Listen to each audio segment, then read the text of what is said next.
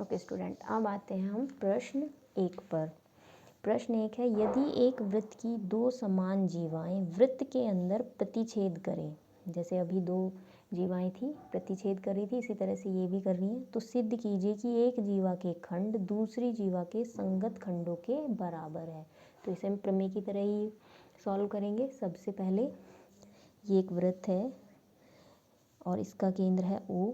ये दो जीवाएं हैं AB और CD, ये दोनों एक दूसरे को बिंदु P पर प्रतिच्छेद कर रही हैं। ठीक है, तो हमें, और ये दोनों जीवाएं इस बार समान जीवाएं दी हुई हैं, यानी दोनों जीवाएं आपस में बराबर है। तो सबसे पहले ज्ञात है एक वृत्त जिसका केंद्र O है कि दो जीवाएं AB तथा CD परस्पर बिंदु P पर प्रतिच्छेद करती हैं, तथा हमें दिया है AB बराबर CD। ये इतना हमें ज्ञात है, दिया हुआ है।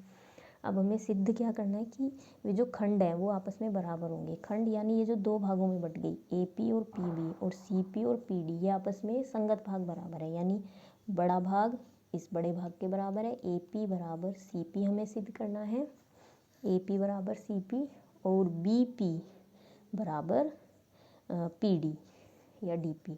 ठीक है, तो ये हमें बराबर सिद्ध करना है। तो इसके लिए भी हमें वही रचना करनी पड़ेगी। हम केंद्र से इस पर भी लंब डाल देंगे OL और इस पर भी लंब डाल देंगे OM। अब उपपत्ति प्रूफ करते हैं।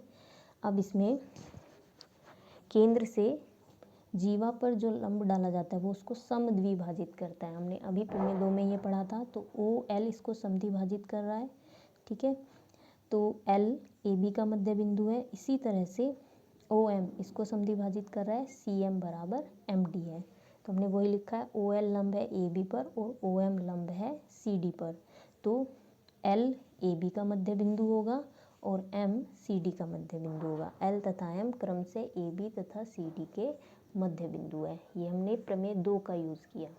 ठीक, अब हमने एक प्रमेय और पढ़ी थी कि समान जीवाएं जो होती हैं वो वृत्त के केंद्र से समान दूरी पर होती हैं। ठीक, तो ये दोनों जीवाएं आपस में बराबर दी हुई हैं, तो इसका मतलब OL बराबर OM होगा। OL बराबर OM है। तो हमने 2 प्रमेय इसमें यूज़ कर दिए अभी तक। अब हम अपने क्वेश्चन में आगे चलते हैं। इसमें भी इसी तरह से हम त्रिभुज ले लेंगे, त्रिभुज OPL और OPM। OPL और OPM, ये दोनों त्रिभुज हम ले लेंगे। इन दोनों को हम सर्वांग सम सिद्ध करेंगे। ठीक है, तो सर्वांग सम कैसे करेंगे, ये बराबर है इसके, ये भी 90 अंश और ये भी 90 अंश, और ये दोनों में कॉमन है। ठीक है, तो ये चौथी सर्वांग समता जो होती है RHS सर्वांग समता से दोनों त्रिभुज कैसे हो जाएंगे, सर्वांग सम। और जब ये दोनों त्रिभुज सर्वांग सम हो जाएंगे तो हम यहाँ से लिखेंगे PL बराबर PM बाय CPCT। ठीक है, तो इसमें करते हैं हम वही है, देखो OL बराबर OM अभी सिद्ध किया था। ये दोनों कोण 90 अंश के हैं और ये कॉमन है, तो दोनों त्रिभुज कैसे हो गए, RHS सर्वांग समता से दोनों सर्वांग सम। तो CPCT से हम लिखेंगे LP बराबर MP। ठीक, यहाँ से देख लो LP बराबर ये MP। ठीक, ये इतनी जो दूरी है ये बराबर होगी। अब यहाँ से देखो ये पहली बात। अब हम आते हैं जो हमें मेन प्रूफ करना था। इसमें AB बराबर CD हमें दिया हुआ है, दोनों जीवाएं आपस में बराबर हैं, तो दोनों तरफ आधा कर देंगे। तो AB का आधा हिस्सा CD के आधे हिस्से के बराबर होगा, और AB का आधा हिस्सा कितना है और CD का आधा हिस्सा कितना है, ये देखो AB का आधा हिस्सा AL और CD का आधा हिस्सा CM ले लेंगे। ठीक है, तो ले लेते हैं इसको, AL बराबर CM, दोनों पक्षों में LP जोड़ने पर।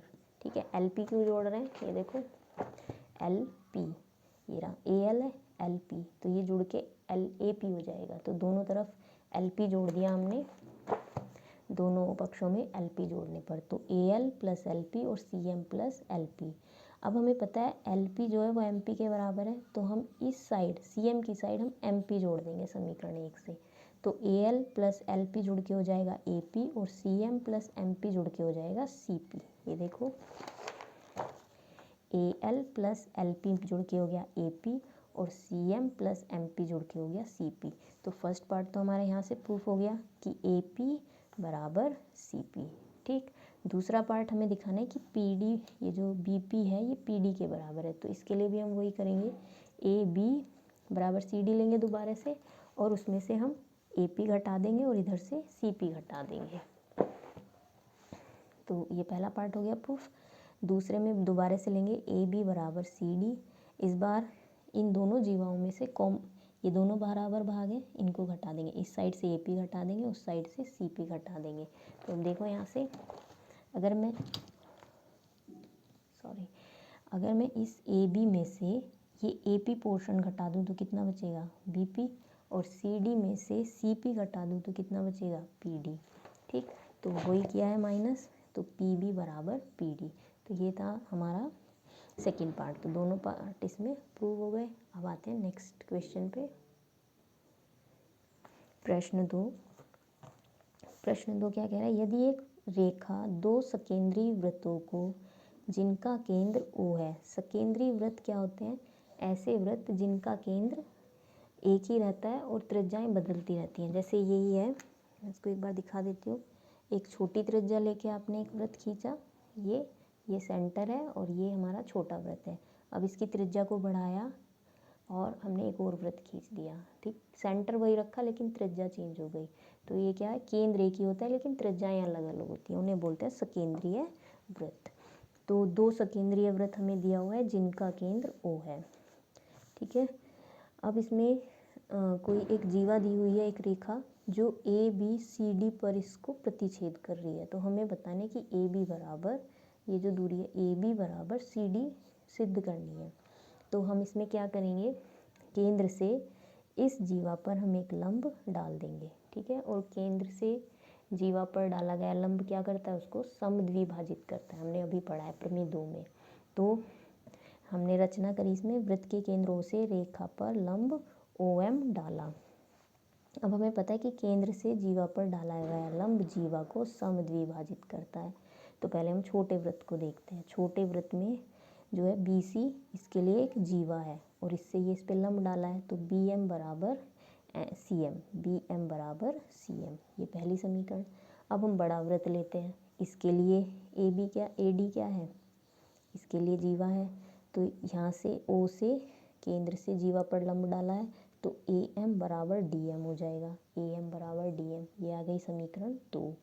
ठीक, अब समीकरण 2 में से एक को घटा दो, तो AM में से BM और DM में से CM। अब यहाँ से देखना, AM में से हमने घटाया है BM, तो कितना पोर्शन बचा हमारा AB, और इधर हमने DM में से क्या घटाया है, DM में से हमने घटाया है CM। DM में से CM को माइनस किया तो कितना बचा CD। तो AB बराबर CD, यही हमें इसमें प्रूव करना था। तो ये थी आज की वर्कशीट। सभी बच्चे समझ के करेंगे, सभी प्रमेय को अच्छे से याद कर लेंगे, तभी हम उनको बार बार यूज़ कर पाएंगे। Okay student, all the very best.